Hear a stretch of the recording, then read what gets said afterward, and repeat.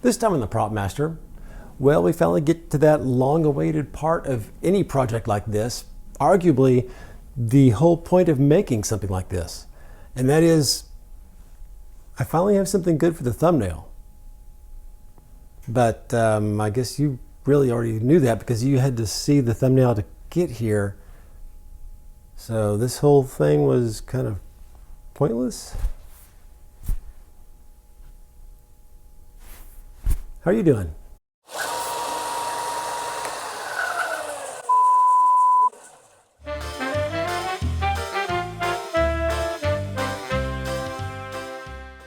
It really is starting to look good with this paint.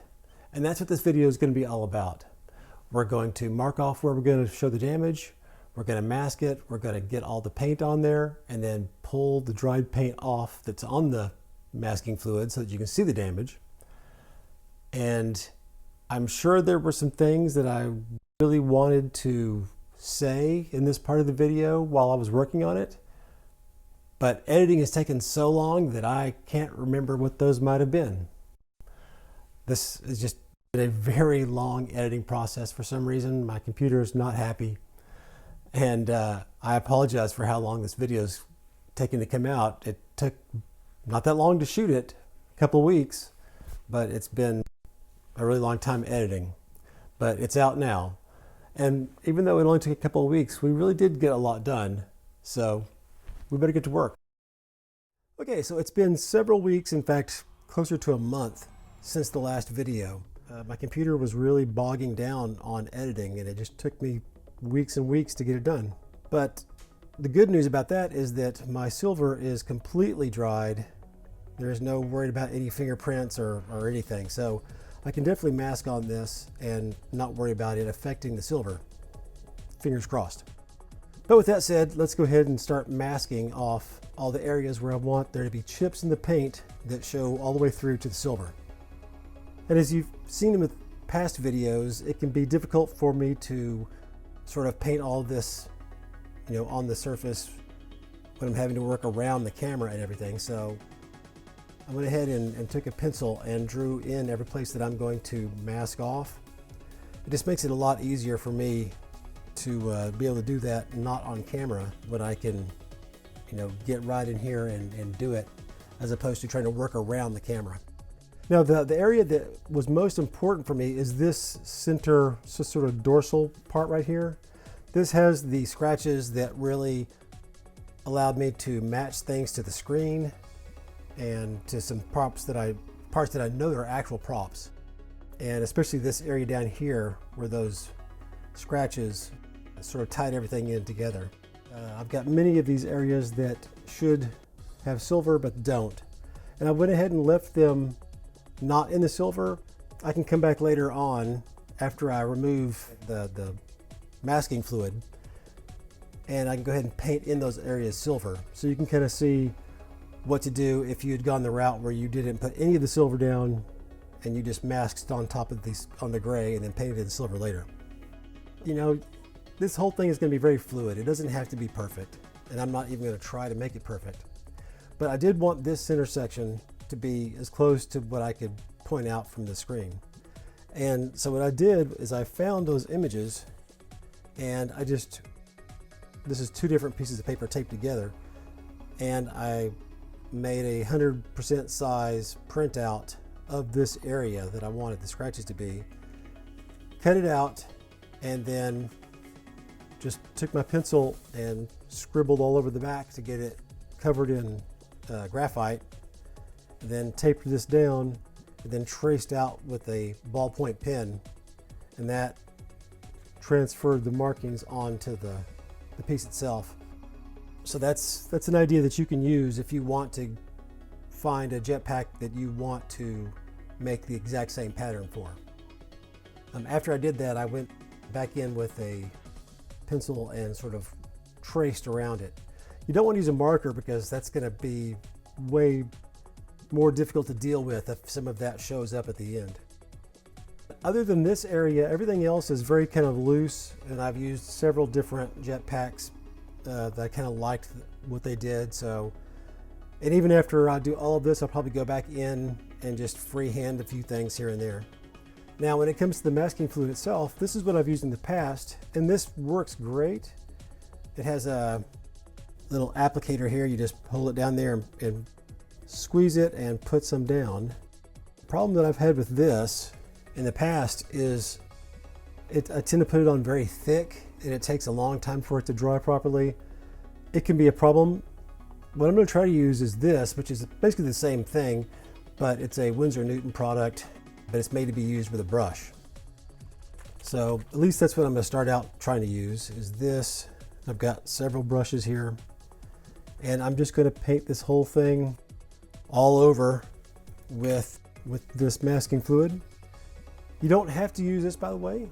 I have personally been very successful using toothpaste.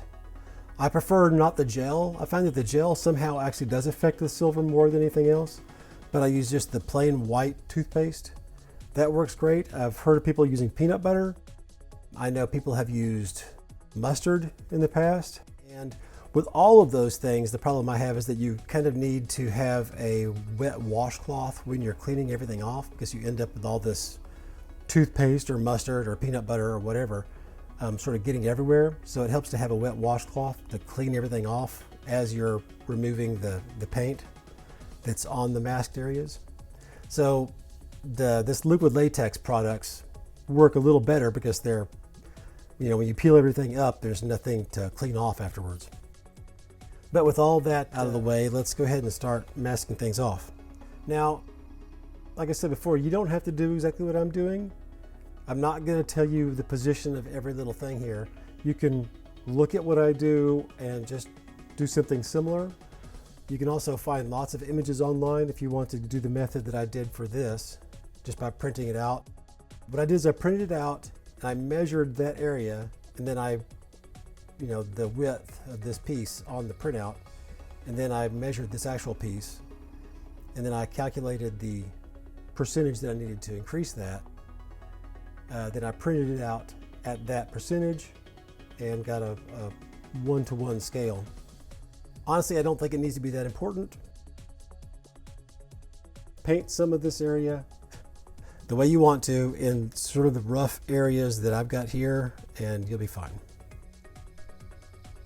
And I'm clearly not going to be perfect on following in the lines here. And you don't want to just do this, in this case, the horizontal area. I want to get the edges as well. See, that was a big mistake there, but it'll be fine.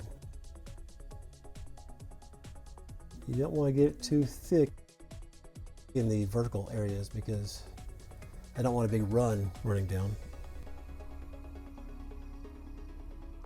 And I'm not painting this on like paint because as it starts to dry, it's going to want to pull up the whatever I've already put down. So I'm sort of tapping it on there.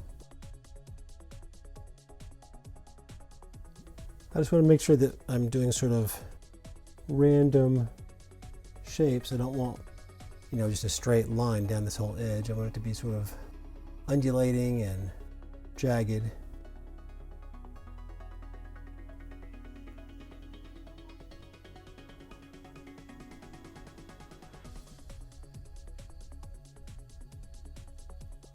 There are definitely parts of this where the masking fluid is not wanting to stick. Now, latex is in general a water-based product, I believe, and that silver is a solvent-based paint.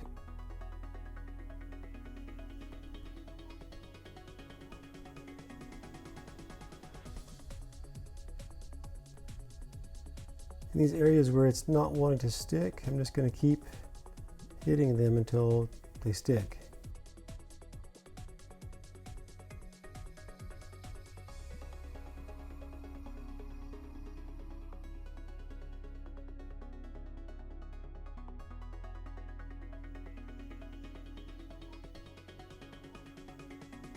Okay, I think that's pretty much this entire area, including the, I'm going to kind of go over these side areas just to make sure.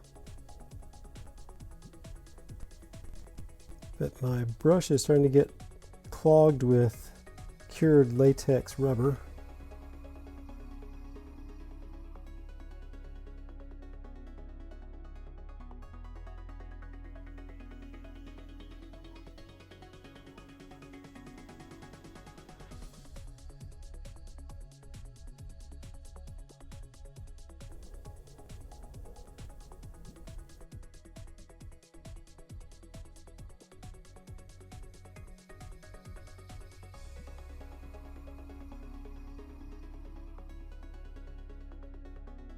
I hope you can see what's happening here. Maybe what I'll do is I'll zoom in on one area at a time. Like I said, it doesn't have to be perfect by any means, but I do want to at least show you what I'm doing.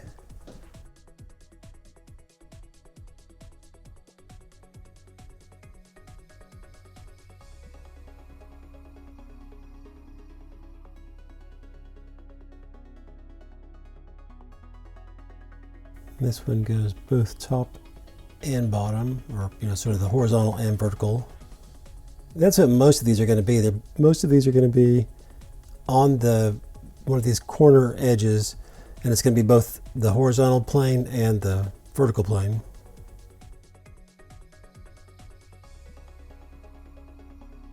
This is another area where it really does not want to stick.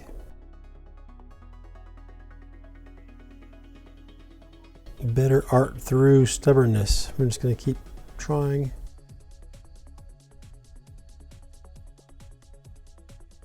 Okay, I'm going to see about using that other masking liquid just to see how it works out. Okay, with this you want to just kind of turn it where it's horizontal and very lightly squeeze it. I do not want that to run. And that's what I remember, is it's really easy to put too much of it.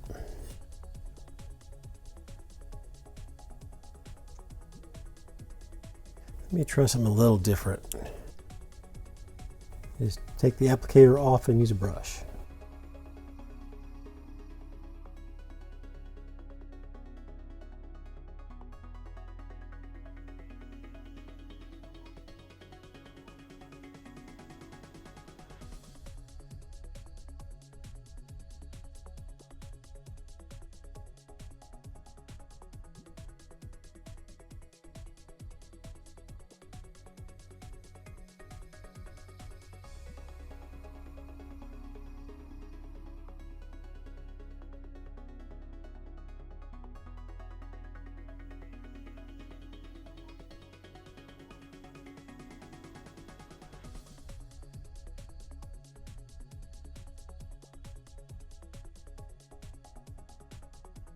Here's those areas where there is no silver, but I'm just going to go ahead and mask it off and paint it silver afterwards.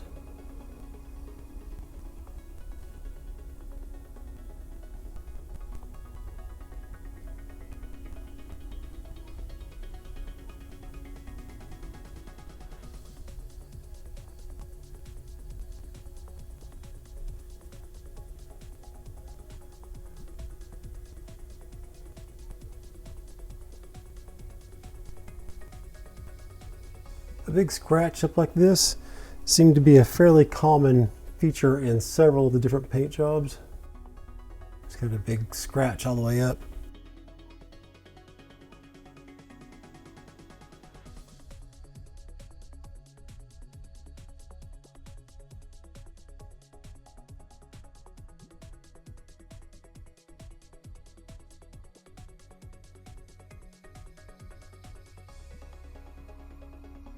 The paint job on the rocket is fairly subtle.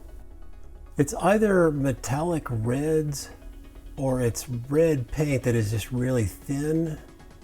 I've seen both variations.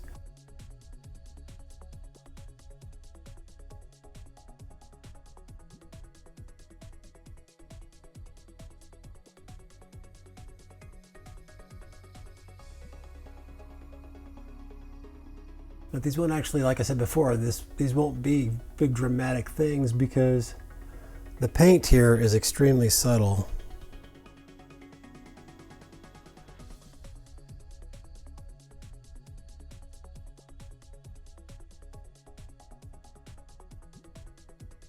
I'm just going to do a couple little things on the top here. I never did find any good images of anything on the deck, on this top deck, but let's do a few things.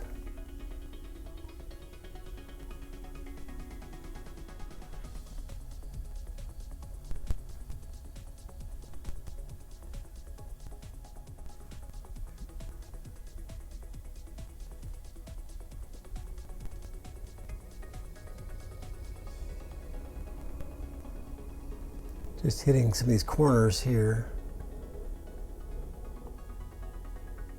These aren't marked, but I just feel like they need to have something.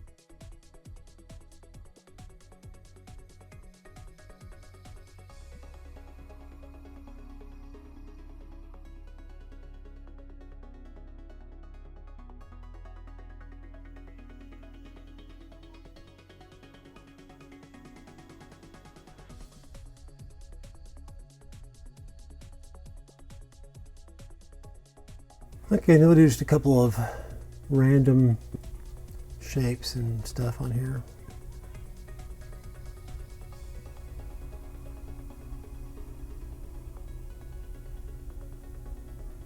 I think that's everything for what I know is there. I think at this point I'm just going to go around to a few areas that I feel like there probably should be some things and add them on.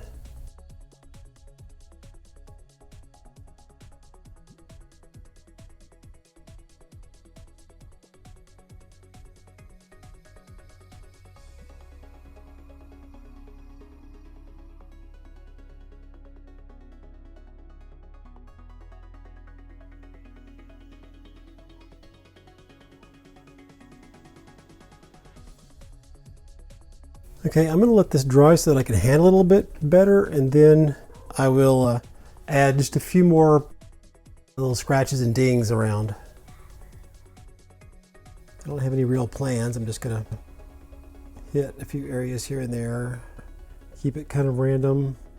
See, it's really tempted to go right there, but then you've got a regular pattern going bang, bang, bang. So stagger it a little further down.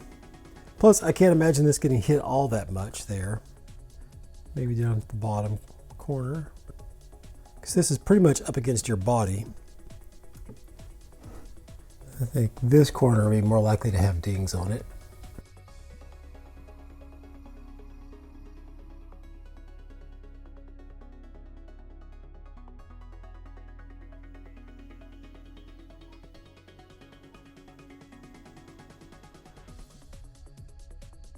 I'm trying to make this more squared off so it really looks like it's been chipped. That looks pretty good.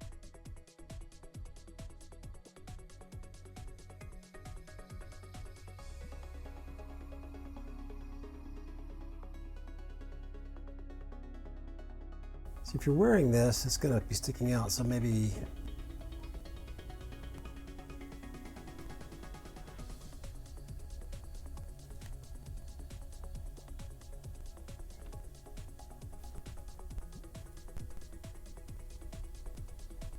also I can say that looking at most of them, the corners are almost constant in damage, but not quite.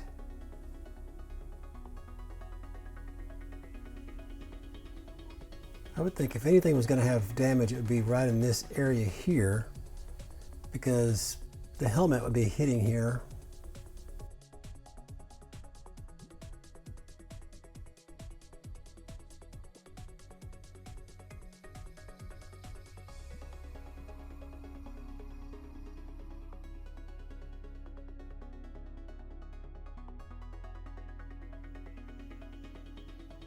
And with that, I think that's good enough. I can go back and add some at the very end if it needs it. And then immediately keep working. Okay, let's let that dry good, and then we can actually start doing some real painting. Okay, so let's start out by talking about the paints themselves. I'm gonna try to do this whole thing with Rust-Oleum American Accents Ultra Cover spray paints. That way, I think they're gonna work really well together. They're not gonna, you know, if I put some that are American Accents Rust-Oleum and some that are Krylon something else, You know, you never know when there might be a problem. And these may not be the best colors. These are the colors that I found that looked the closest to the colors that I could see in the photos that I have. So if you have colors you think are better colors, then go with those. And all of these, if you notice, are either flat, ultra matte, or satin. I would love to have them all in the same finish, but their colors don't all come in all finishes. So you have to go with what finishes are available. So this is the claret wine in satin. This is the same paint that I used for the Boba Fett helmet. This was the best blue that I could come up with. This is evening navy in the ultra matte. This was the best yellow I could find. This is, what is it, harvest peach. I would go with whatever color you used for your armor on the shoulder armor. Now, for me, I used a spray latex paint on that. And this is pretty much the same color, but in Rust-Oleum American accents. This is silver lilac. This is essentially the gray color that's on the thrusters and on some of these areas on the Jetpack, but it's too dark. So I'm gonna have to work between blending that and this flat white together to get a much lighter version of this color, basically. And then I've got some flat black. I also have some ultra matte black, which looks exactly the same as far as the cap is concerned. I have not tested yet to see which one of those is a blacker black or a flatter black, I don't know. But these are the colors I'm gonna use, and I went back and forth about 100 times on what the first coat, the first layer was going to be. I wanted to paint this whole thing in one layer of paint, at least most of it, because the issue that I have is that if I try to mask anything off with all this masking fluid on there, it's gonna peel that up when I try to take the tape off. So I'm gonna have to cover everything with one coat of paint to start off with, and then I can start masking areas off and things like that. So I don't think there's any masking fluid on this here. So maybe I can mask off this whole top area. One other color dealing with this top part of the rocket, I haven't decided whether or not to go with some sort of very light spraying of the red, the claret wine, from a distance, just sort of trying to dust some red onto there, which about half of the images I have of the Jetpack look like they've done. My other choice is this copper metallic finish Rust-Oleum paint. The other half of the photos that I have look like it's got a very uneven metallic copper finish on it. So I'm not 100% sure what I'm gonna do with the top yet. I'll also need to mask off these two pieces as well. So I'm gonna go ahead and do that, and then we can go ahead and start painting. Oh, my decision finally was I'm gonna paint everything this flat white. That's gonna be the easiest to mask the first part of, because it's essentially just these areas here, which are all pretty easy to mask off. Okay, so what I'm gonna do is I'm just gonna take some of this blue painter's tape, and I'm gonna run some, I don't wanna stick it to the top funnel part, this part. I'm just setting it basically on top of that.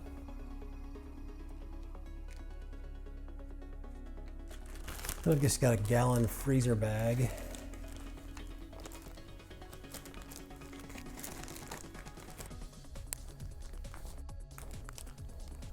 Doesn't have to be neat or pretty, it just needs to cover it up.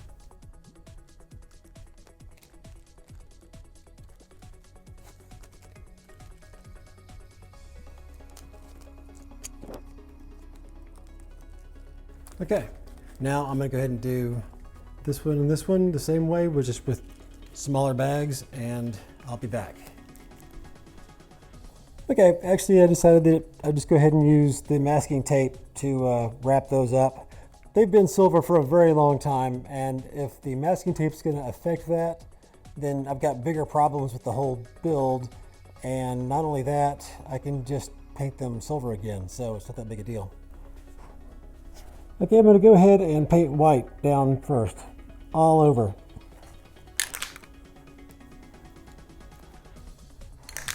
And I've already shaken this can for over a minute.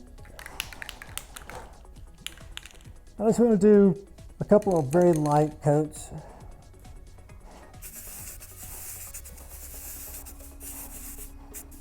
I want to do a particularly good job on these areas that are going to be white later on. This included.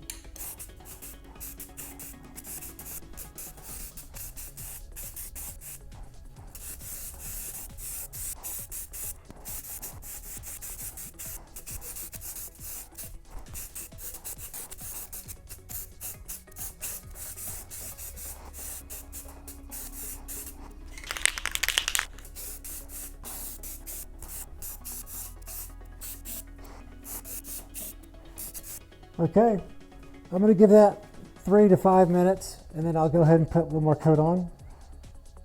Okay, it's been about 3 minutes and the directions just say a few minutes apart, so I'm going with 3 minutes. This time I'm going to go ahead and do the white, and then I'm going to also hit it with some of the silver lilac, and I'm going to go back and forth, at least in the areas that are going to be white in the end, these areas and that. I still want this to be much whiter than this, which I want to be grayer. So I'm just going to play around and see what happens. And then while it's still wet, I'm just going to dust it with this. I need to get pretty far back. This is a little bit splotchier, or it's not really coming out smooth. I'm getting little dots. That's not bad. I'm maybe 3 feet away.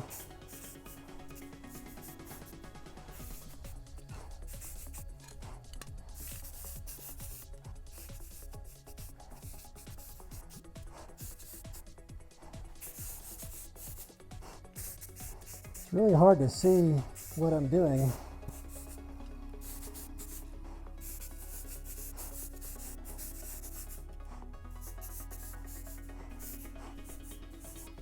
Maybe a little dark there.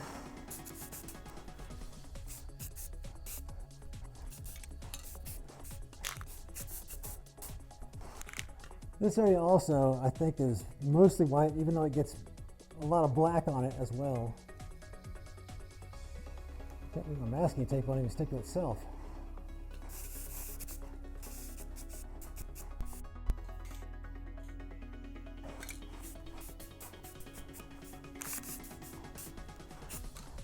It's actually pretty good there.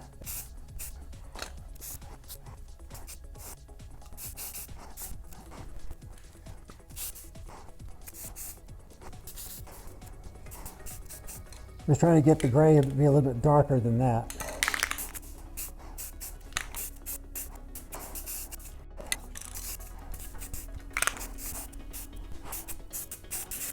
Okay, I'm going to call that good. Now, if you don't want to mess with all that, just find the very lightest gray color you can find and spray paint it gray. Now, the bad news is that to put on more coats of paint or a clear coat, you have to wait. You have to either do it within an hour or wait 48 hours. And I don't trust this paint after, say 30 minutes or so to put on the other paints and mask things off. So I feel like I have to wait the full 48 hours, which means this is going to be a very long process, but I think that's the best choice I have right now. So I guess I'll see you in 48 hours. It's been 48 hours, so I can go ahead and start masking these areas off. So these areas, as well as this whole area and this area, and maybe the part of the rocket, but I'll have to take a look at that. And in typical form, I don't know if you can see right here, I didn't get enough paint down here. I can see the silver area through here. And of course, of all the areas that would be missed, it's not down here where it's no big deal. It's part that actually is going to stay this color. So I guess the last bit of painting I'll do at the very end is mask this area off and paint this to match that. But let that be a lesson to you. Go ahead and make sure that you've painted everything before you wait 48 hours. So I'm just going to go ahead and mask these areas off. I'm using this Tamiya masking tape. I've got a couple of different sizes of it. You don't have to use Tamiya. by any means. This regular painter's tape will work fine, and I'm sure I will use this in other parts of the build. So the better job you do of masking this stuff off, the better this is going to look in the end. As usual, preparation is the most important thing.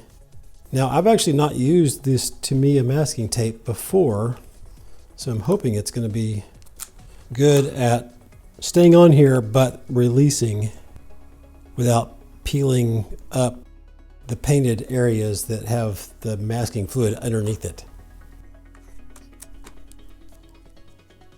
So for this sort of first pass, I want to make sure, even if I don't get right up to the edge, I want to get close to it, and then I can come back later and get right up to the edge. What I don't want to do is go past the edge. I think I'll have to do very small pieces here.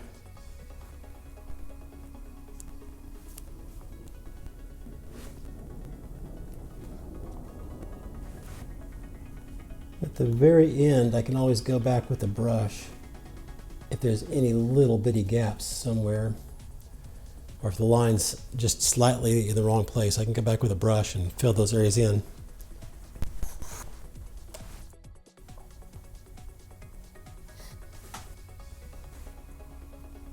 When you get to a corner, if you need to just move it and make a big crease, that's absolutely fine. All you really care about is that outside edge.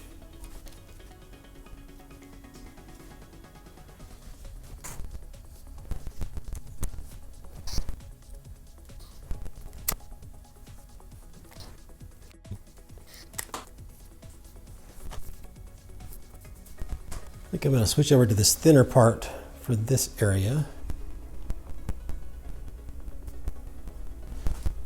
I'll come back with my X-Acto and cut that little bit of extra off there.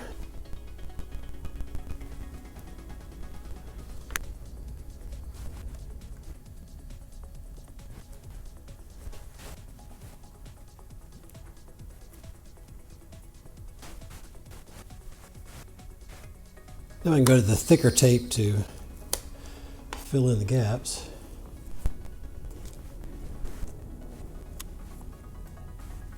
I'm going to go with a little bit of the regular old blue painter's tape here.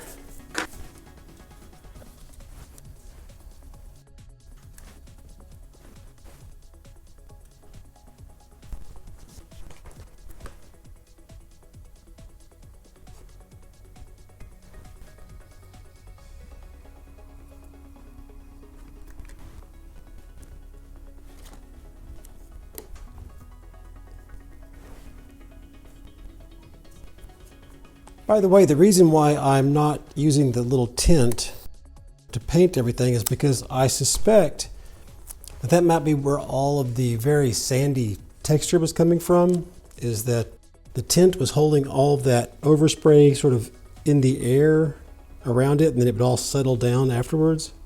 At least that's the closest thing I can come up with, because it's not usually, you know, the filler primer is not usually that sandy.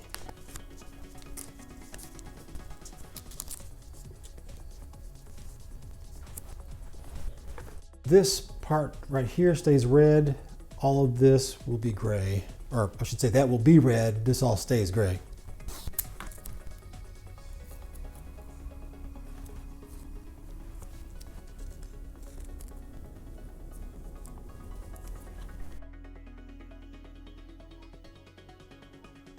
Yeah, the truth is this is already masked off, so I can probably just go across there.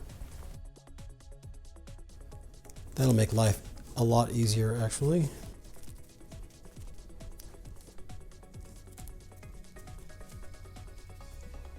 This is just masking paper, which is just essentially wrapping paper, you know, like a Christmas present, except for nothing is printed on it. And regular paper would work fine. I'm just, yeah, this stuff is cheaper than regular paper. And even though it's the same kind of paper as wrapping paper, you're not wrapping a present here. There's no point in getting pretty, you know, do anything nice. Just kind of crinkle it up.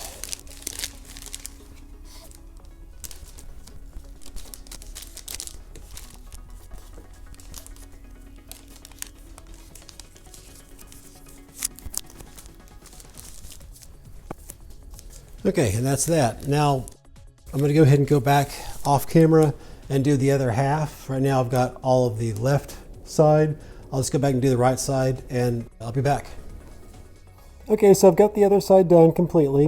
So I'm going to go ahead and do the yellow now. I'm going to be mostly concerned with getting the sort of the center tube and all this area. I'm laying it on its back because I want to make sure I can get the bottom good, because that's also yellow. And I'm not going to worry about trying to make this all look good, because now that we have a layer of white on, I'm not worried about the masking fluid sticking to stuff.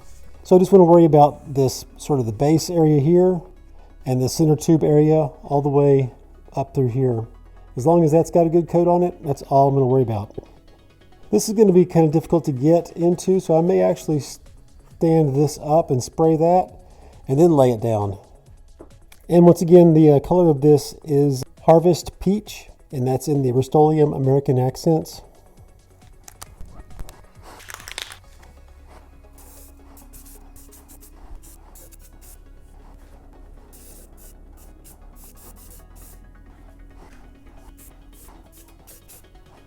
Okay, I'm going to let this dry for about 5 minutes, and then we're going to put a second coat on. Okay, it's been 5 minutes. Let's go ahead and put another coat on.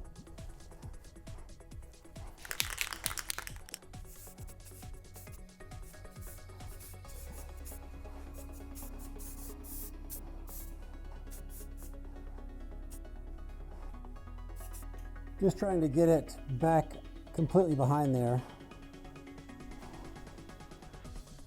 Okay, I think that's going to be okay. I think the things that look like drips here are the masking fluid, so I think we're okay there. I'm going to give this another 5 minutes and then I'll lay this down and do all the rest of it. Okay, here we go.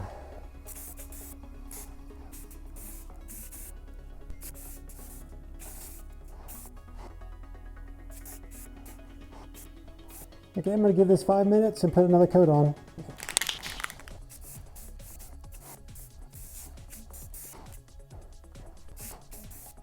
Okay, it looks pretty good. Okay, so unfortunately, that means another 48 hours and we'll put another coat on.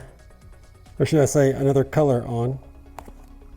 Okay, now that the yellow has had 48 hours to dry, we can go ahead and move on to the next color, which is going to be the red. And the first thing we're going to need to do is to take off all of the masking that we did here and do it the way we should have done it the first time, which is to just mask off the part that's going to be white. And this is probably the most complicated part of all of the masking that we're going to do.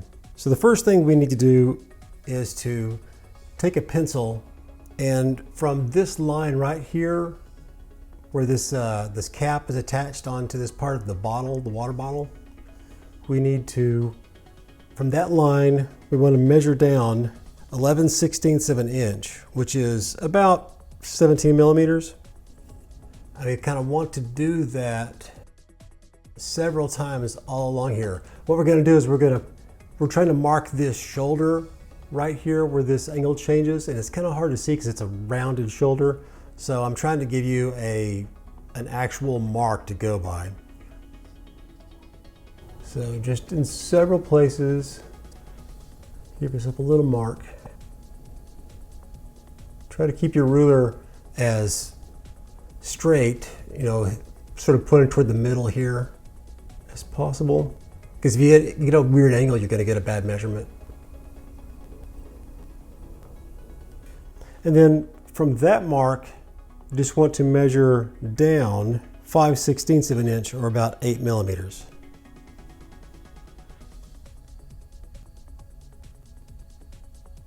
At the moment, it's pretty close to the top of, or the bottom of my bottle piece, but that's not necessarily going to be true throughout.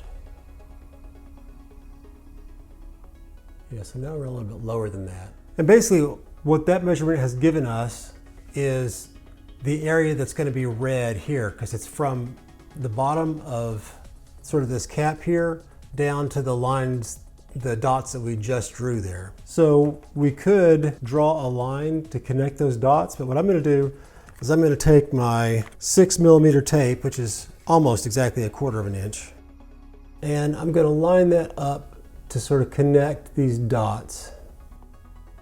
And it should be pretty easy because we don't have any kind of a slope or anything on here. It's just a cylinder.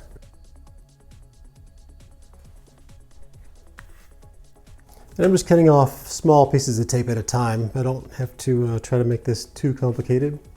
And I'm just going to run this until it hits this back piece, sort of where that blends into that back piece, and then I'll just go back and cut that later. The advantage of using this tape is that it makes it a lot easier to sort of determine, or you basically get a much smoother line than trying to just connect the dots.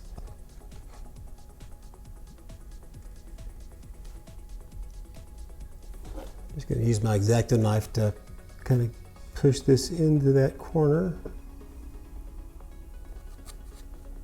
Okay, and then I'm going to use my X-Acto knife just to go into that corner and make a cut up the corner. And then I can pull this piece of tape out of there. Okay. And I'll just cut the back. Once again, I'm just running essentially along where the Sintra and the aluminum tube meet, but I'm doing it along this back edge. And I'm letting that corner guide my blade. And the width of that tape will give me the spacing between this red and the black stripe that will be here eventually. So I'm going to measure from the bottom of this tape down 9/16 of an inch, which is about 14 millimeters.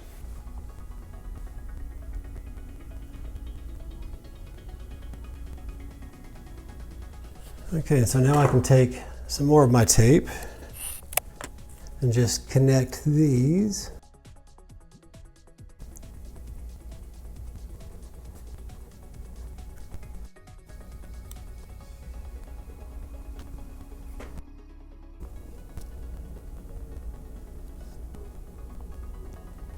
Using my thumbnail just to kind of burnish that corner in.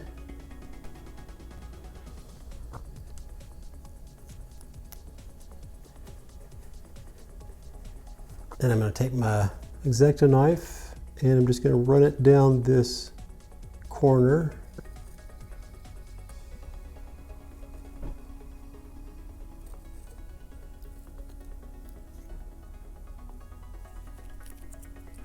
Now I can cover this top little disc here with tape. I want to make sure that I put enough tape on here that I can get the edge of this as well.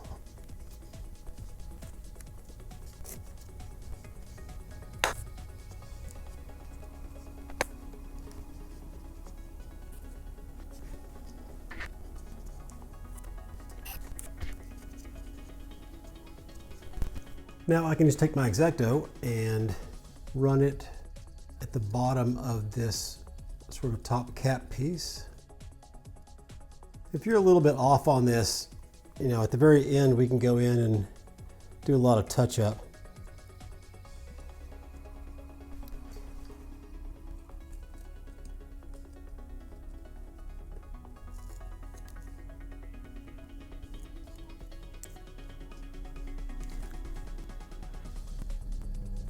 Okay, and you can see where I've peeled up some of the masking fluid there, so I'm going to have to put some there. And if you get a little bit on the white, that's okay too. That'll just show multiple colors when you peel everything off, and it'll make it look even better.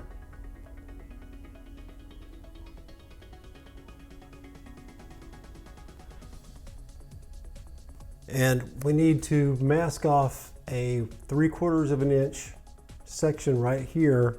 That's 18 millimeters. And I'm just going to use this 18 millimeter tape, and I'm going to get right in front of this area, and just with my eye I'm going to try to put this perfectly in the middle of this area here. Okay, and that's where the little symbol is going to go here. So So that needs to stay white or gray. So the next thing we need to do is the other end of that same cylinder. We need to remove a 1/4 inch strip from the bottom of this. Okay, so basically what we're doing is we're going to remove all of the tape that is from this corner down. And that should be about a 1/4 inch or 6 millimeters, which is the width of this tape that I have. So I'm going to use this to do my line. And I'm just lining it up with the bottom edge.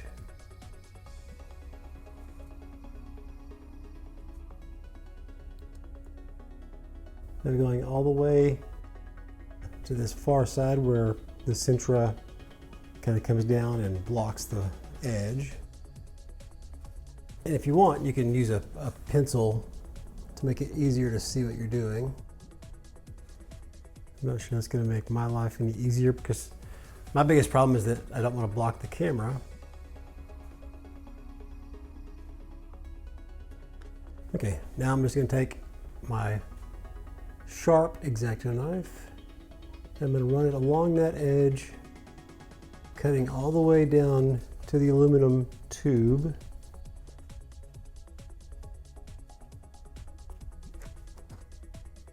This is not a good job for a dull X-Acto knife. You want a fresh X-Acto knife blade for this. For all of these where you're cutting the masking tape.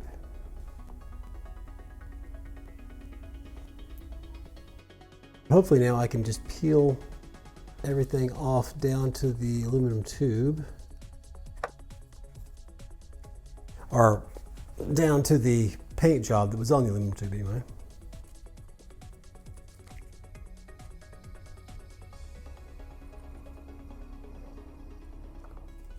And once again, I'm going to take, if you can see there's some area where there was some masking fluid there and it's peeled up. So let's go ahead and put that back on.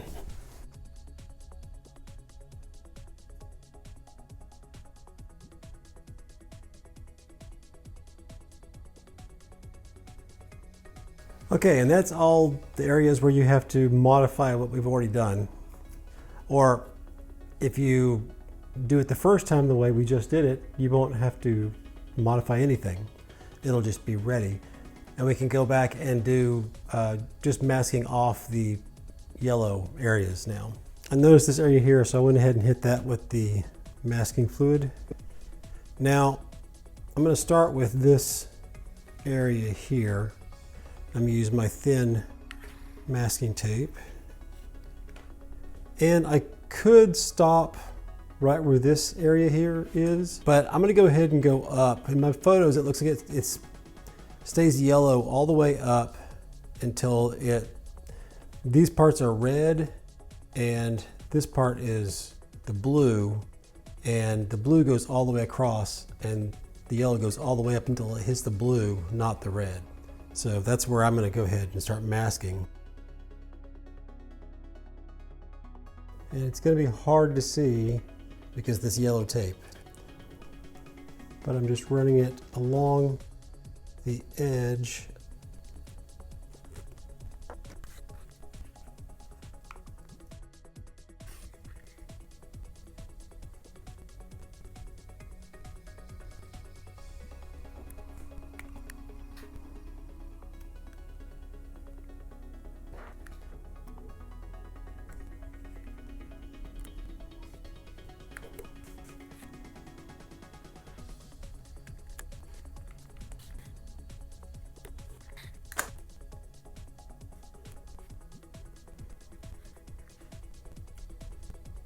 So for these curves, you can kind of force it around to a certain extent, but the really easier way to do it is to just use several small pieces of tape.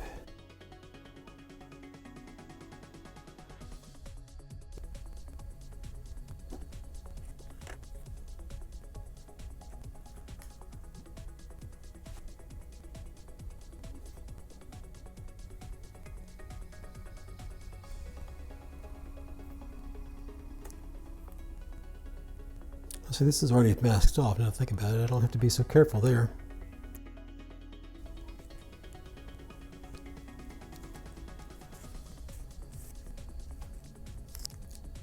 So I don't want to cover this area, but I can cover this just randomly because it is already masked off.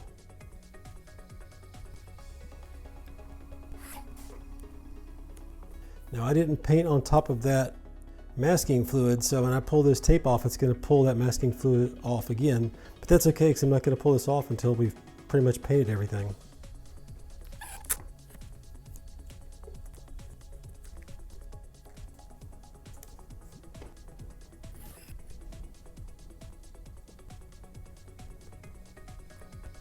I think that's everything on this side, except for the bottom. I think I'm gonna get some blue tape for that. Actually, I almost forgot all of this up here. It's yellow all the way up until this edge, but there's a black stripe. It's the same width as the black stripes here that runs across here. So let me work that out real quick. Okay, here's what I'm gonna do. I'm gonna do a 1/4 of an inch. I'm gonna use my 1/4 of an inch tape, and I'm gonna do all the way around, starting from sort of this edge down.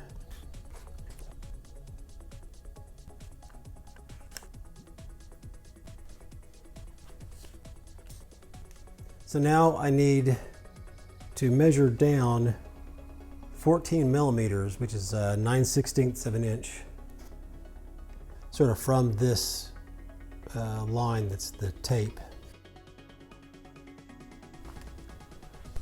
See if I can mark this a little better so I can see it in this light.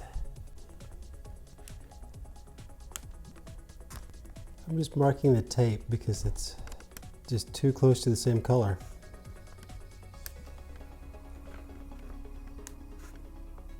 Unfortunately, this does not quite leave us a 1/4 of an inch. So what I'm gonna have to do is I'm gonna have to put some tape down for this area here, then I'll have to cut it. So let me go ahead and do that so that I can mark on top of this tape.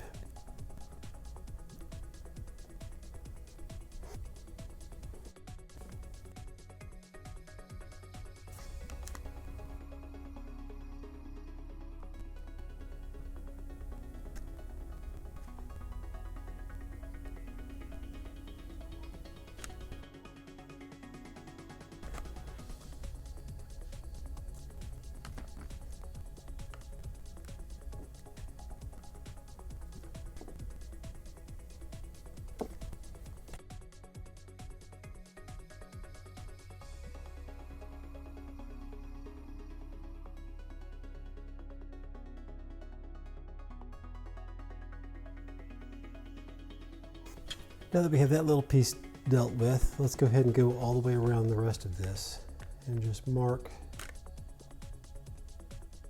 Okay. Once you get the first two, since this is just a cylinder, it should be pretty easy to just let it go around. I mean, I would still check on it, make sure it's still hitting the lines, but it should be. Now I just need to get the rest of this masked off.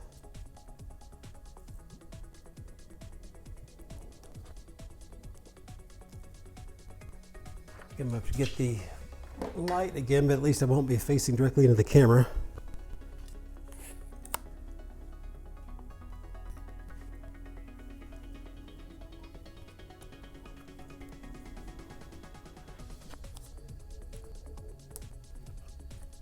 Okay, now that I have this half done, I'm gonna go ahead and do this other half, all of it, and then we'll do the bottom and we can get on to painting.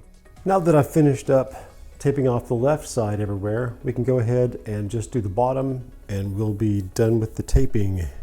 I don't want to take the chance to cover up any of this, so I'm basically just gonna tape from here over to here. And that's all the taping I'll do for the tubes. Now I also don't want to, this I can mask off because that's yellow, but I don't want to mask off over here on this side here because that's not yellow.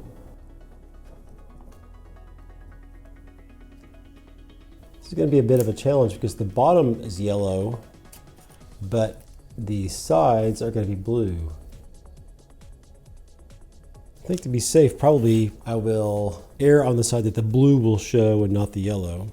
So on this back, when you have these curves, it's going to be pretty much blue all the way down to the very bottom and then yellow.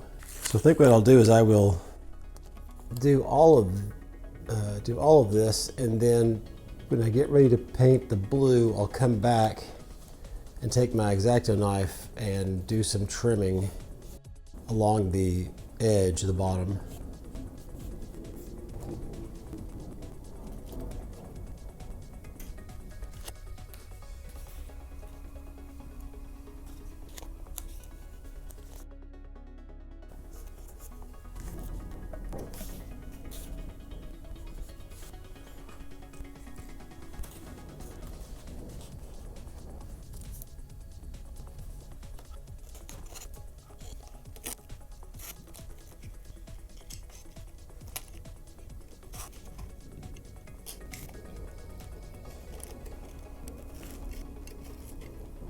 Not too worried about those little clips at the bottom.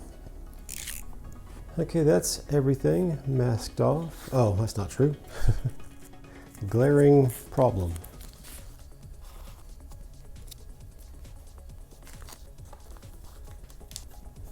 Okay, now the real advantage to doing this bottom area is I can finally set this down without worrying about scratching at paint or removing any of the masking fluid or anything like that. I'm still going to put it on the 1, 2, 3 blocks just because I want to be able to get this up off the ground to make sure I can get these areas. Okay, so the color we're using is this satin claret wine in the Bristolian American accents. And the areas we're going to concentrate on are down here on both sides, this area. We're going to go ahead and hit this just so that I'll have some depth to any chips that are in that area. But this is the area we really want. This area up here, we're going to go ahead and get this area as well. But this is the area we really want.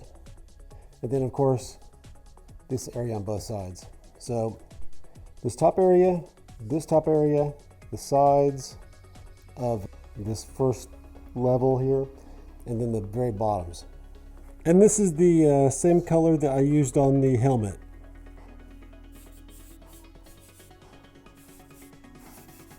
This is the exact can that I used on the helmet, and I'm going to go ahead and change. That nozzle has seen better days.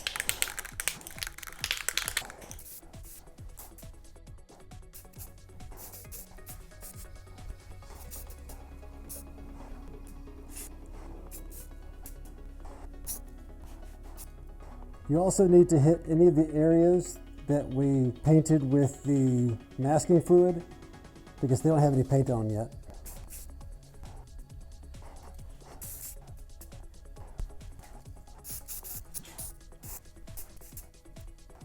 I think I'm going to have to go in with a brush later and try to get inside there, because if I try to get enough paint in there to cover, it's going to start running down on the outside.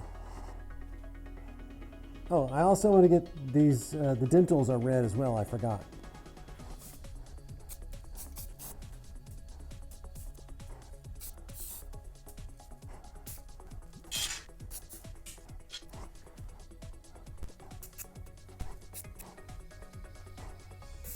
All right, I'm gonna give that 5 minutes and then I'll come back and do some more.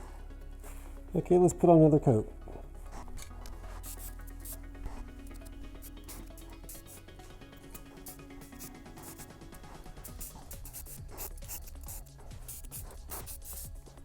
And unfortunately, you know the drill, and we'll be back in 48 hours.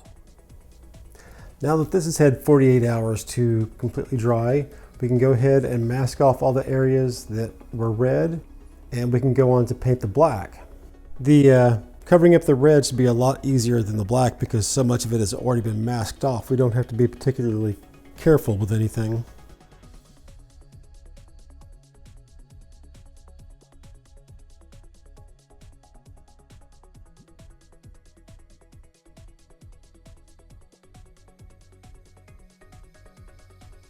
So we want to cover up all of the dentals, but not any of the stuff above it. So this is all already masked off.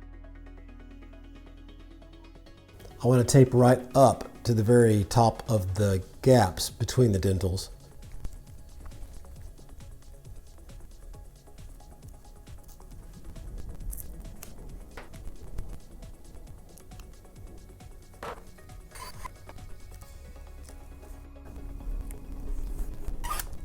And actually some of the big blue painter's tape is probably a better choice for this.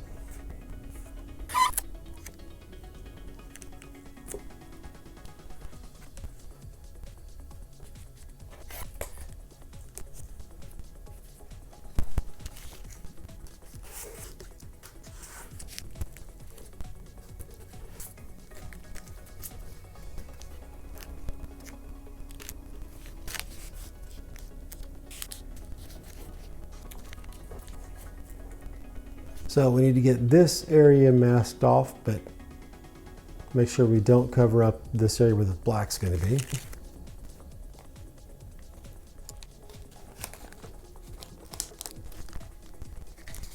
And remember, it doesn't have to look pretty, it just needs to cover up those areas.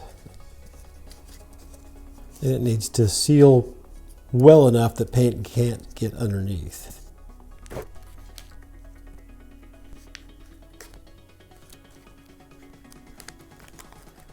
So we want to cover up the red, but we don't want to cover up, obviously, like I said, the black here, or anything that's going to be colored blue in the next round.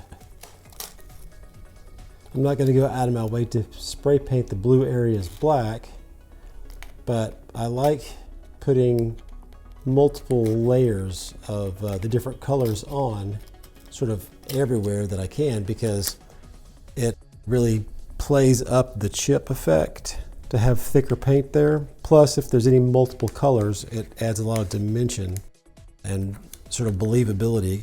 It basically gives the paint job some history. It's showing, okay, this is red, but it used to be yellow and white, or something like that.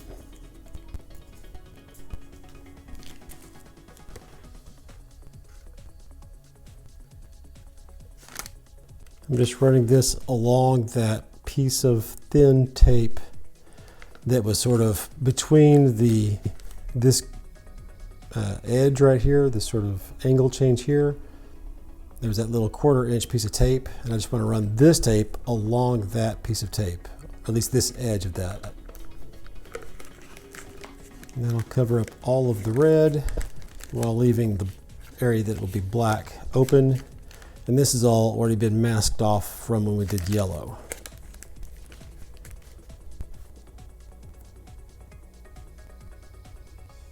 I was so worried about making sure there was no line between the dental area and the solid area, and filling all those little indentions and sanding it all perfectly flat. And now I'm going to paint them 2 different colors, so it essentially, any lines that were there will be invisible because I've got a color change right there.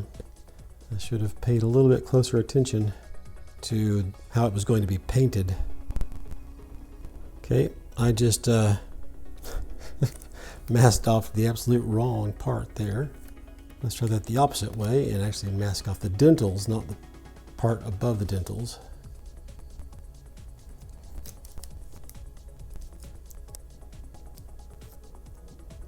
Y'all probably all saw me do that and didn't tell me.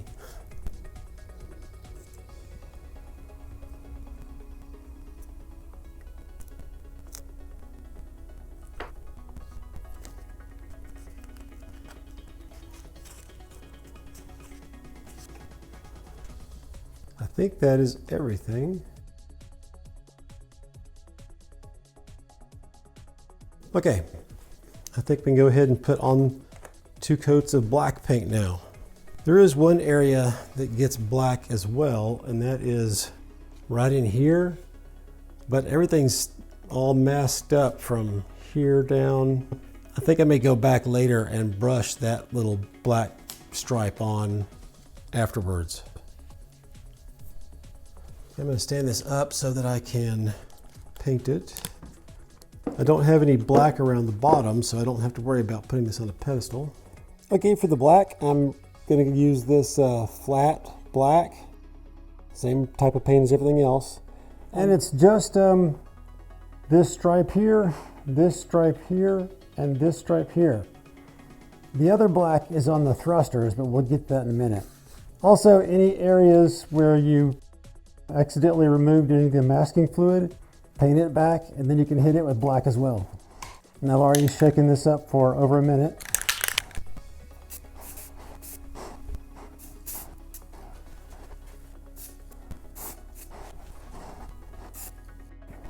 Give this about 5 minutes and we'll come back and do another coat.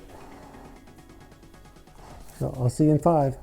Okay, it's been 5 minutes and I'm going to go ahead and put one more coat on.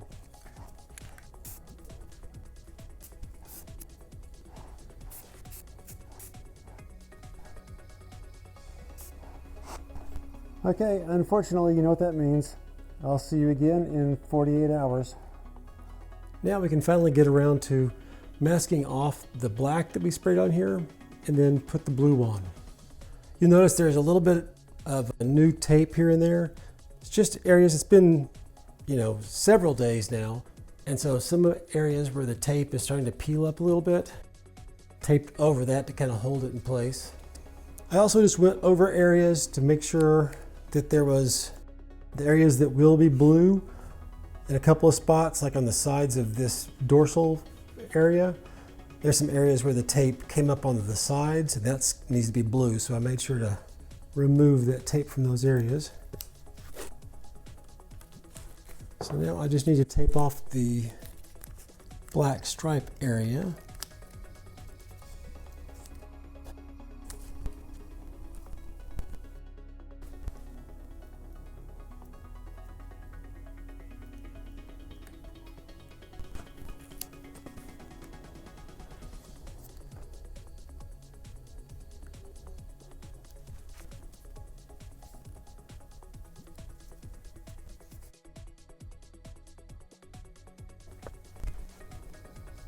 So I'm gonna have to block the camera for a second here. I'm just gonna use a piece of this stir stick to try and put this piece of tape precisely where I want it.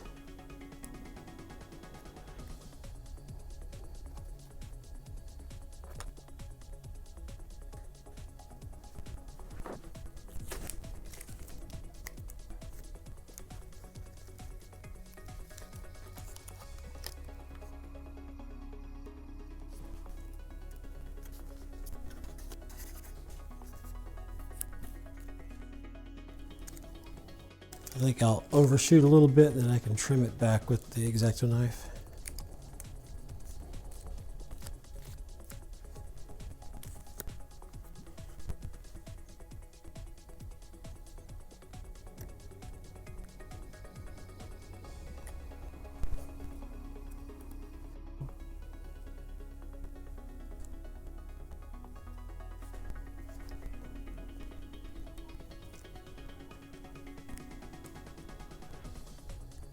Masking fluid, that's why that doesn't want to stick.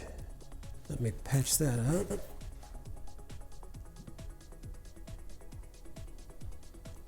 Okay, let me get the paint ready. We can start painting. Okay, let's do the last color of this part of the paint. I'll go back later on and work on the rocket area. That's going to be a little bit different the way I paint it.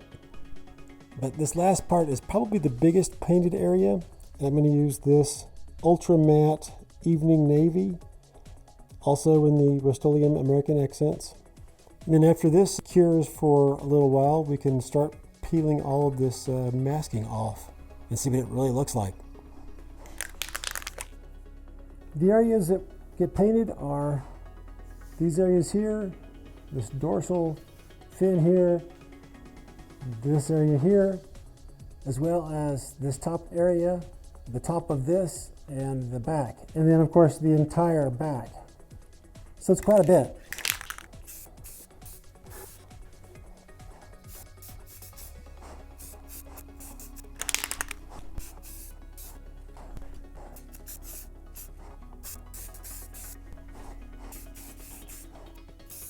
And this time I actually do have my little masking piece that goes over the light switch.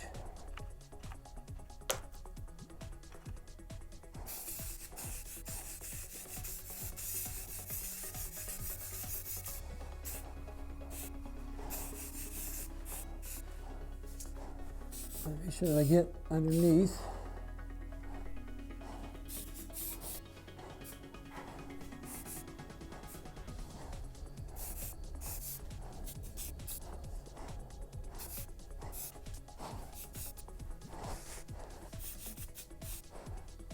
Luckily these cans will spray upside down too.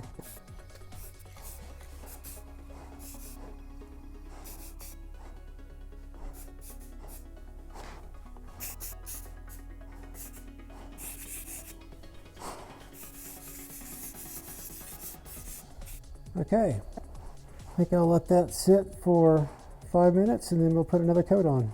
Let's put one more coat on, then we can get on with things.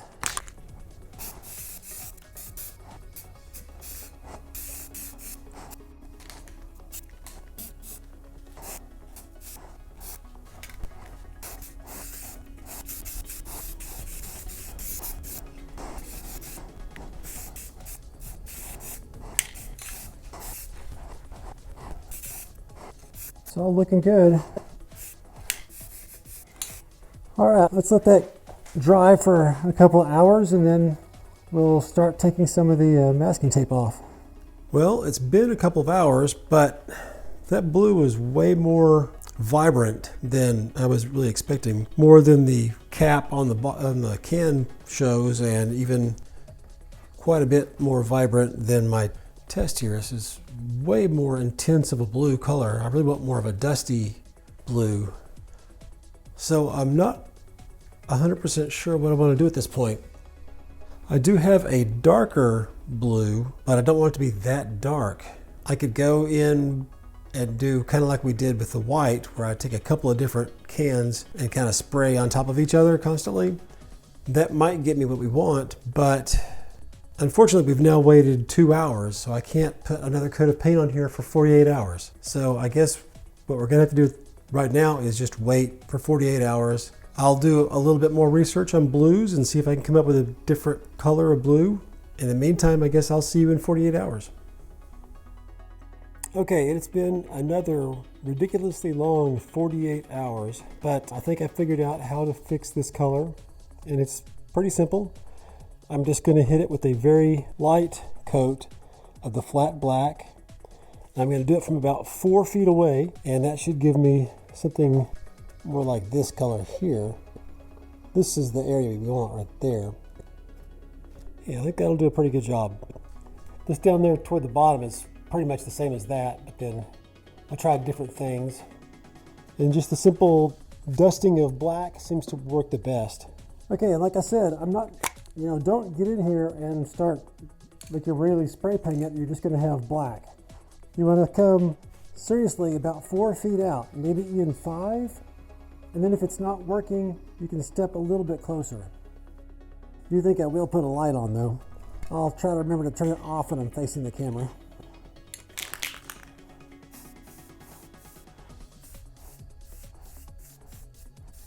Yeah, I'm getting a little close there. Step back a little bit. If you get so close that you end up with a big black mark, then you can always go back with the blue and hit that again.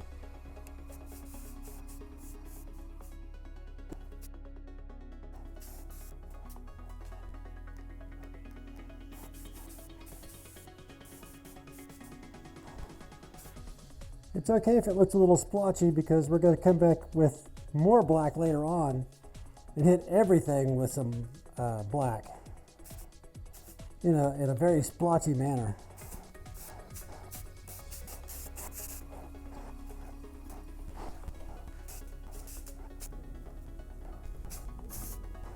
Got a little heavy right there, so I may come back with a little bit of blue and hit that in a minute.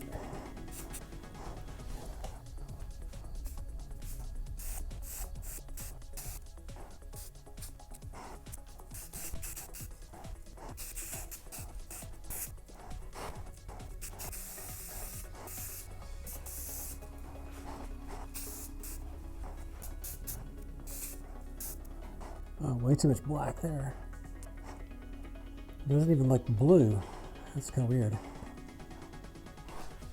Maybe I have too much light. That time I kind of hit everything except for where I was aiming. Oh, way too much black there as well. Okay, so I've just got more of my blue. I'm just hitting those areas where I got way too much black.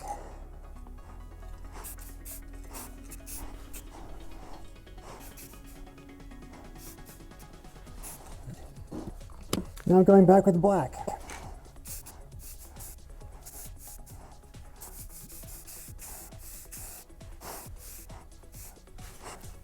Getting a lot of glare.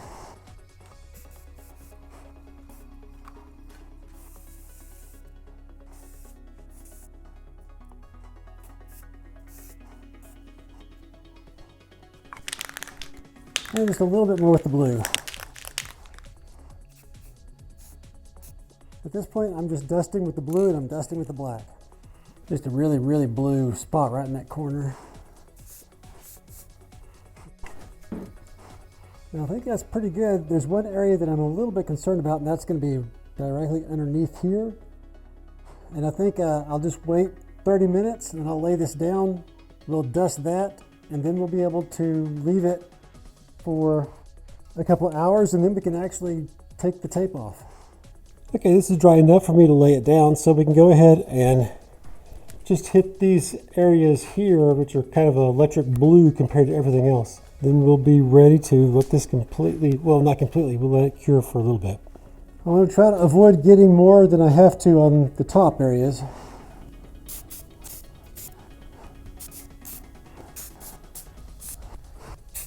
Okay, make sure I didn't do too much. When I look at it through the camera, it's like, wow, it just really looks like a candy apple blue or something, but it's really not. I'll let this wait for 2 hours, and then we'll take a look at it. It's finally time to find out how much paint comes off with this tape.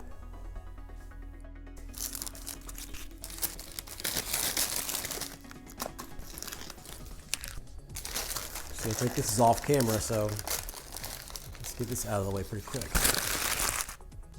I didn't remember that I painted this top part white, so I could have put the black stripe on there.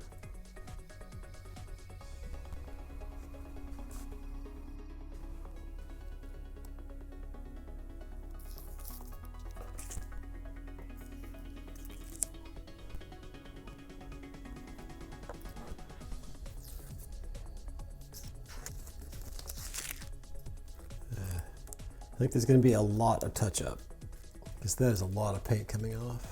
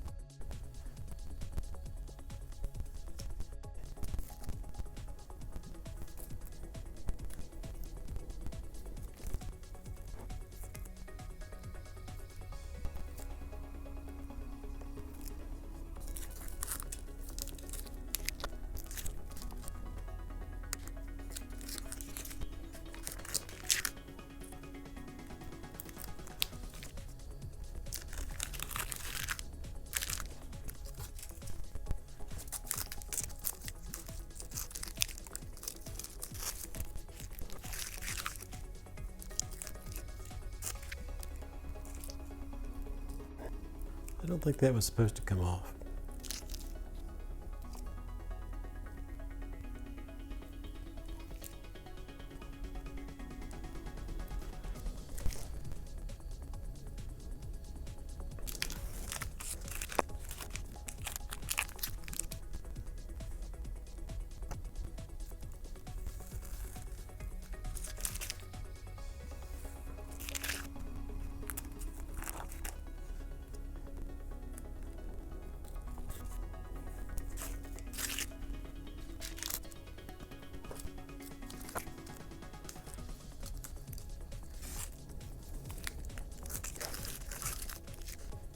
Ugh.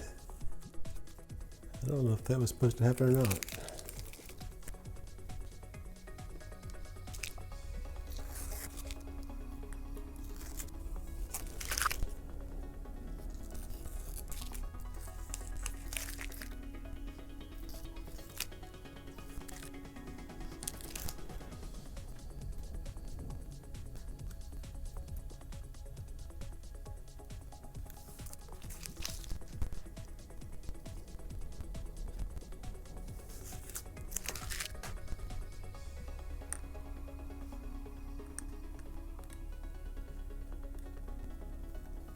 I'm starting to think that that is not tape and that that is actually where I messed up masking.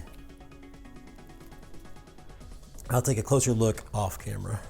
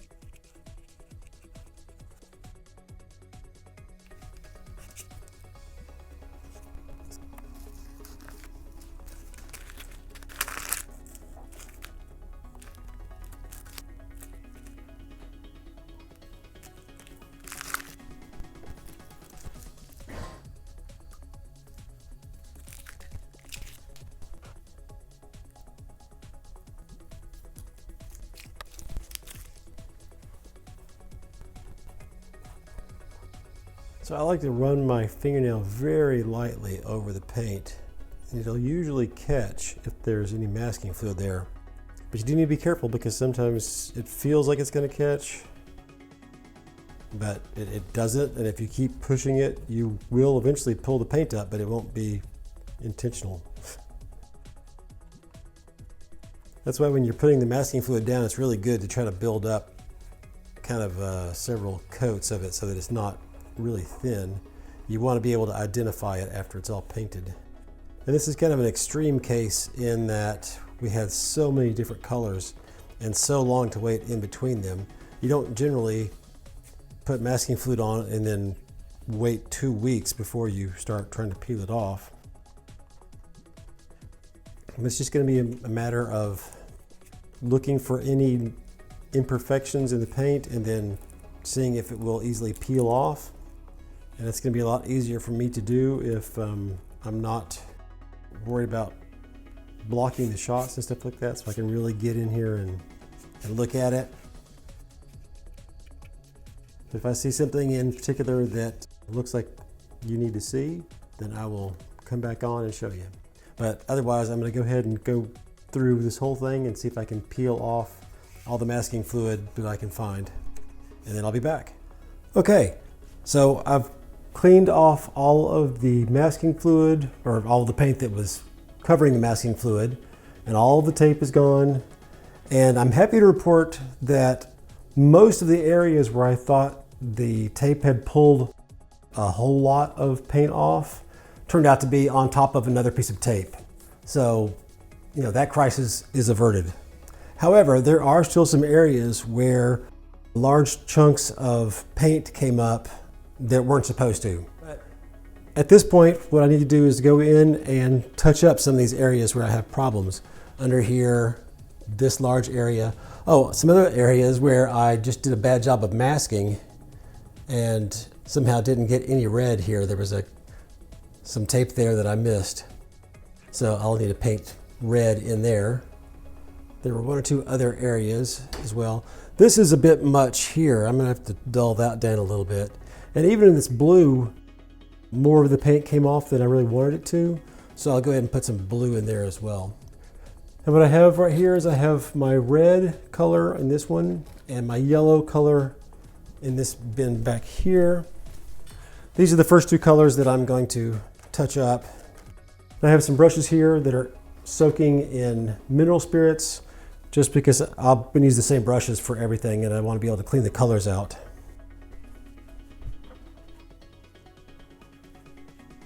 So let's start off with the red.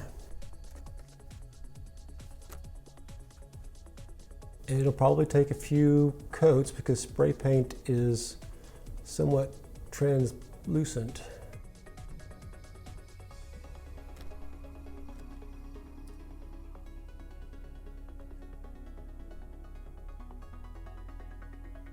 And I want to leave the areas where the masking fluid was. I just want to cover up the yellow. And for this area, let me go look at my photo that I started out with. That's also something that is very helpful. Use the same photo that you used when you're putting your masking fluid down, to use that to try and find your masking fluid underneath your paint. And put multiple layers of that masking fluid down so that you build up enough thickness that you can find it under the paint. Because I had a hard time. After looking at the photo, there's essentially nothing here, so I need to cover pretty much that whole thing up.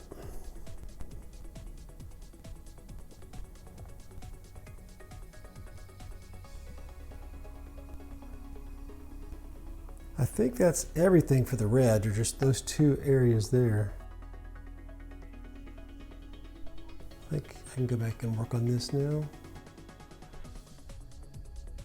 I'm just kind of tapping it instead of brushing it on.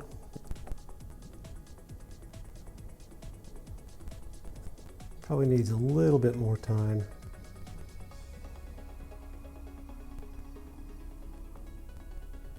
Okay, now I can give that like 5 or 10 minutes to dry a little bit. As long as you get completely finished putting all of your paint on within an hour, you shouldn't have to worry about any problems.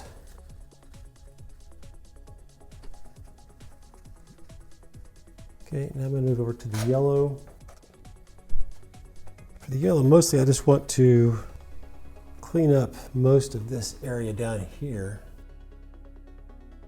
Maybe make it a few different areas instead of one huge one.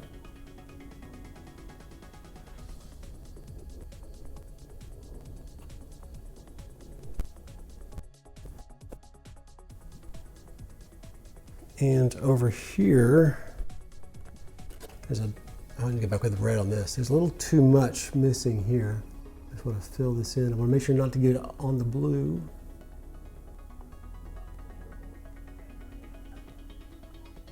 Okay, I need to do some red there as well.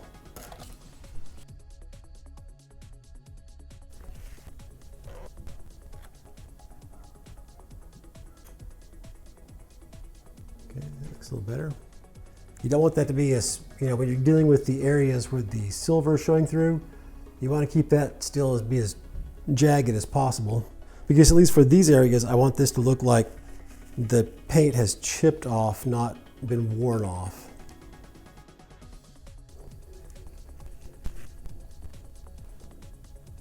And I can get away doing it like this for Boba Fett's Jet Pack. If this was a less worn, say Django for instance, I'd probably be more likely to go ahead and mask off with tape a second time and sort of risk the chance that it pulls off more paint. I will say this, by not using the primer over the silver, it did make it really easy. If there was an area where I wanted to add a scratch, I was able to go in with my fingernail, and if not that, with the X-Acto knife, and just scratch at it, and it would separate between the silver layer and the paint layer that was on top of it. So I could add more scratches in very effectively, even after painting over it with the actual color. For instance, in a couple of these areas, I didn't like the way the shape that it came out as, so I was able to come in with the X-Acto and chip away some of the paint, and it would just chip down to where the silver would show.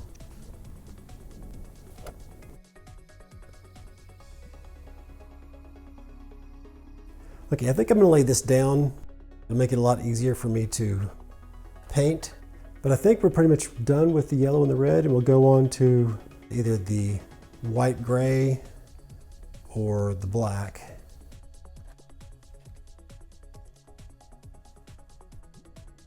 The next thing we want to do is to mix up the whitish gray that we used for this area here, and I'm just going to mix it up in this container.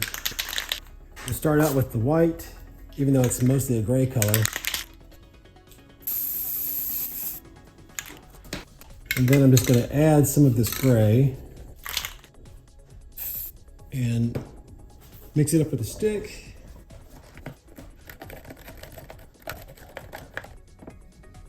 And it's actually surprisingly close for a first try. You saw how much I did with the white and then just a little tiny little spurt of the gray.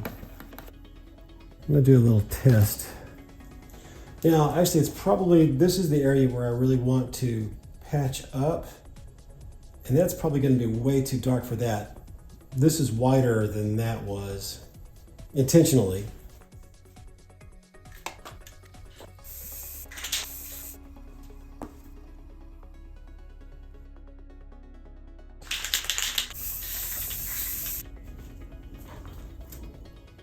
That's a little bit closer. Now, before I paint this though, I'm going to clean off the nozzles of these paint cans. I'm trying to use this larger brush.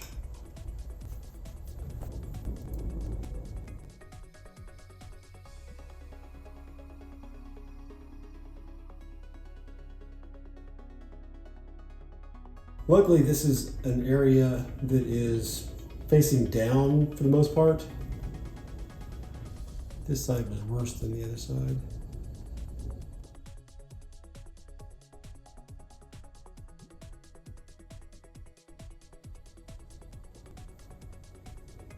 And it'll probably take a few coats, just like the yellow and the red.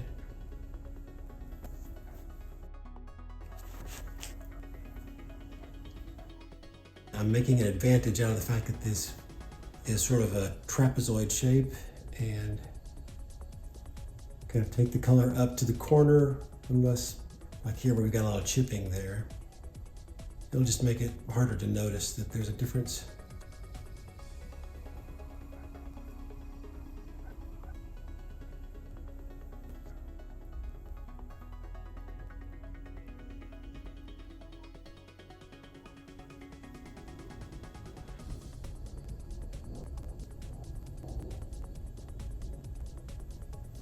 Okay, I'm just looking around to see if there's any other areas where the gray needs to be touched up.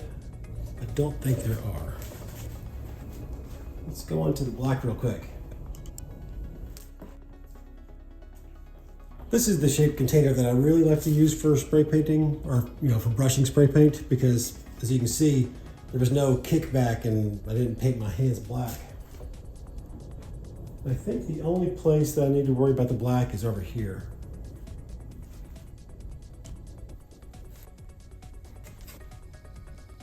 Don't have to cover everything up. I just need to make it not a big, giant chip.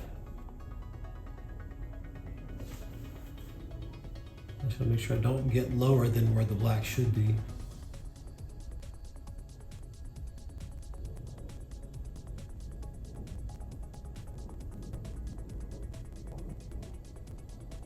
I need to make sure that this bottom edge is not sort of smooth. It needs to be either perfectly straight or very much chipped. I'm going to go with very much chipped. Okay, that looks pretty good. I think that's everything for the black. That just leaves the blue, which is another mixed color.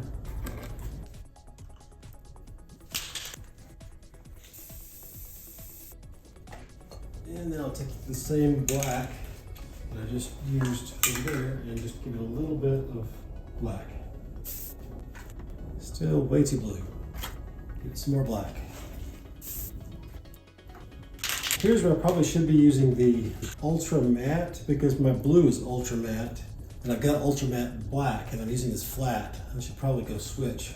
They'll most likely, since they're the same finish, they'll probably mix together better. I'm gonna shake this for a couple of minutes and then just keep mixing.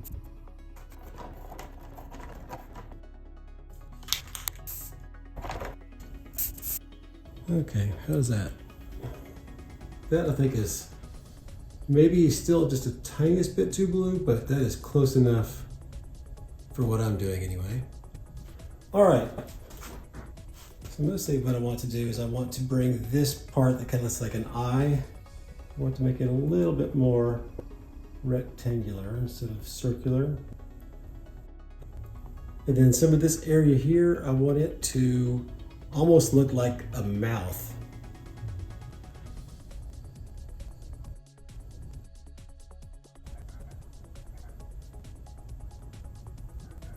The idea is not to really make it look like a mouth, that's just the way I'm describing the shape that it should have.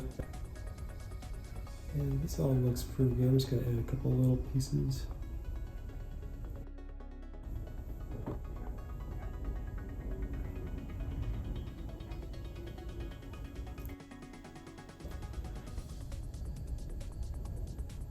Okay, now are there any other areas? I'm going to break this piece in half. We're starting to look too much like big object, big object, big object, you know, almost like they were in rows. I want to make one of those more like small, multiple smaller objects.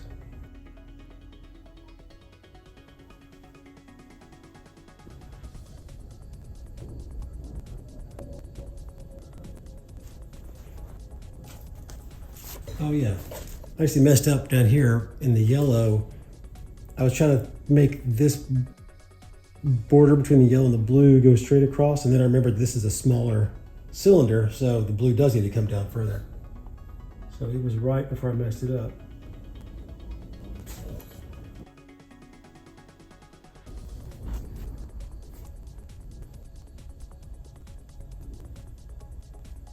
Okay, that looks good. And then I'm gonna let this all dry for a couple of hours, and then I'm gonna go in and we can touch up some areas with the silver. I actually almost forgot, while we're doing the blue, we need to come in with the brush and paint in this little concave section on here with the blue. I've seen it black in some places, but most of the ones that look like screenshots, or actually from the film, are dark blue. Now you can tell the stunt jetpack because they painted this top part of it blue as well, but all of the heroes do not have that top part painted blue.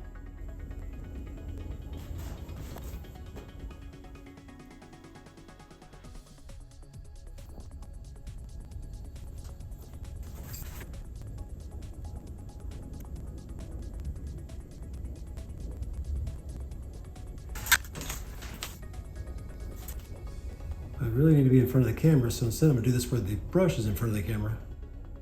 Or my hand anyway.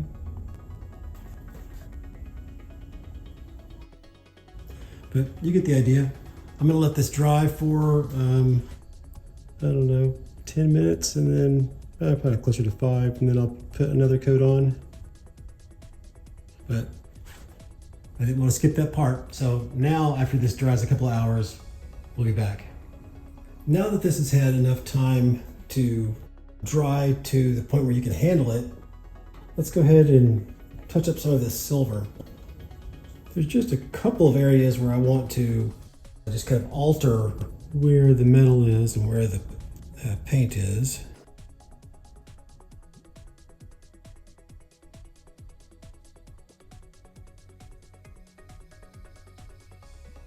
Definitely don't want this to be a blob of silver. So I want to spread it out so it's thin. Okay, so that's that. Now I just need to go in all these little places where there isn't, where I put the masking fluid, but there wasn't any silver underneath it.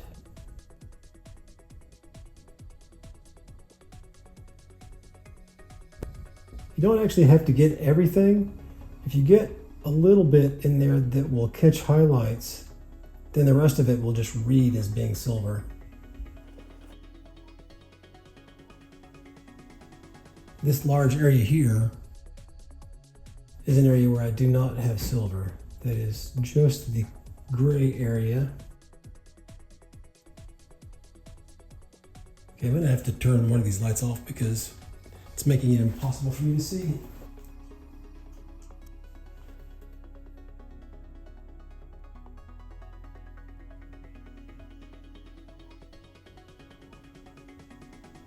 I think I turned the wrong light off.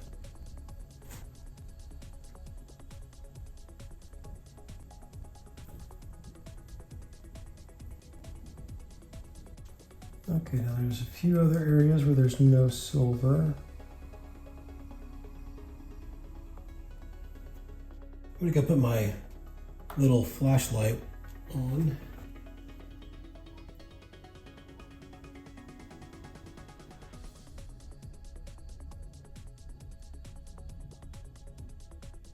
And of course, this is what you would do if you were in more of a hurry and just put the masking fluid directly onto the Sintra and did everything else, and then you're going to come back to add the silver. Well, now's the time to add that silver. Now, the other thing that you need to deal with as far as adding silver on now is that any areas where when you were scraping it off, that you scraped off through the silver and the silver itself looks really beat up. I mean, if it looks believably metal at that point, then I would leave it alone. But if it doesn't, if it looks like it's a little scratched up too much, then you can go in and add some silver, just smooth that out.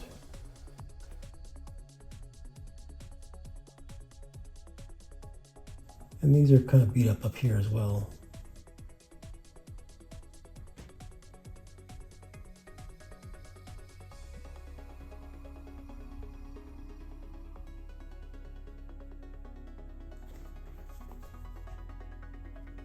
I don't know if you've noticed, but I find it really easy. I'll take my pinky and kind of put it in a place where I know there's no paint, and that can help me to steady my hand. And finally, the last area that you really want to touch up is any area where you can see a big dent or scratch in the surface of the Sintra, but is still underneath the paint. There were a few little dents and scratches throughout the Sintra before we painted it. And if you see one of those, you can kind of go back in and draw in a scratch. You can also go in with your X-Acto or with a push pin or a straight pin, and you can just kind of lightly scratch the paint off those areas. Okay, I think that's everything. And you might be looking and say, this really shiny stuff really doesn't match the other stuff. I've got a way to take care of that and make it all equally sort of the same shiny / dullness, but you're going to have to wait for the next video for that one. And I'm going to give this mirror paint some time to completely dry, so that we, not completely, but dry enough that we can handle it. And then we'll take a look at what we've got here. And there you have it. I think it's looking really good.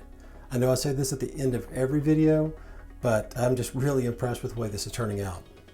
As promised, here are some photos of all of the damage that we did today from all the different angles of the jetpack. So you should be able to do any screen grabs that you want and use that to reproduce this if that's what you want to do. And I won't be surprised if in the years to come, I'm not finding all kinds of little spots here and there where I missed the masking fluid. And you know what? I'm totally happy with that. That's just part of the process. If a year from now I go, oh, what's this? And scrape off a new shiny area, that'll be just fine. Now this video is running a little long, so I had to cut the rest of the work that I did on the thrusters and the end caps. But that'll be the next video, which should be out shortly. That along with fixing the extra shiny bits that we did today and painting the top of the rocket. Now in the video after that, we should be wrapping things up with the weathering process. And I gotta tell you, I am really looking forward to seeing this all complete. But until then, let me just say thanks.